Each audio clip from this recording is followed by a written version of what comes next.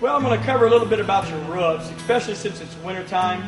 There's a lot of different kinds of composite for the roof. You have a rubber roof, you have a fiberglass roof, basically is your two basic kinds.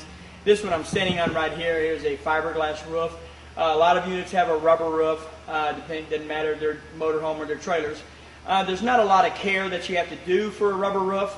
There's not a lot of things you have to do for the winter. I've got a lot of people who will buy a full camper cover. Some people out here buy full camper covers. A couple things you got to be careful about covering your whole camper. Number one, when the wind blows, it rubs, and it can put rub marks on your camper if it's not tied down good. Number two, as it blows in the wind, sometimes they turn into shreds. We had several camper covers last year end up with shreds by the time the spring was here. So kind of watch that. If you do cover your camper, make sure you use a camper cover, not a plastic tarp. Plastic tarp will do two things for you. Number one, it will scratch your sides of your camper. It will make rub marks, I guarantee you that.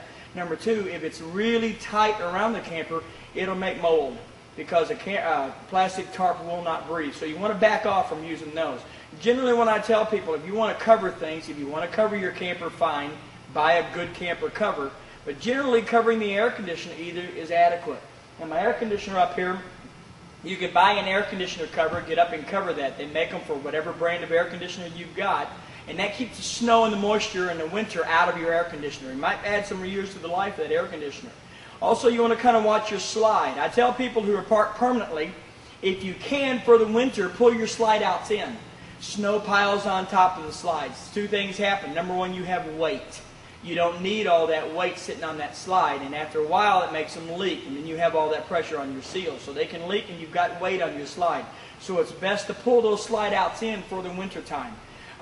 If there's snow on top of your slide when you're pulling it in, it would be best to swipe that snow off. No use bringing it inside even under your seals. But as far as your roof is concerned, you don't want to be painting, you don't need to be doing all kinds of stuff. If you check around your roof vents, make sure your seals look good. If you do have some cracks and have some places, don't use silicone caulk. It only sticks for a couple of weeks. You'll want to use a good roof sealant like Flow Seal or a Dicor because that adheres to the roof really well.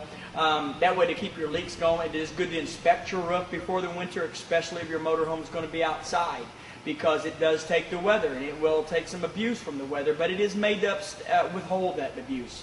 So as far as keeping your roof clean, I have some people who get up and wash their roofs, which is fine before it's going to get dirty again, but which is fine. If a man asked me yesterday what's better to shed keep his or keep it outside, well, I said, well, you've got a place in the shed, keep it inside. But I would rather keep it out. If I keep it outside, I'd rather personally not cover if it's really windy because I do have problems with the rub marks, but I always cover my air conditioner. But as far as the roof's concerned, there's really not a lot you have to do. Make sure it's sealed.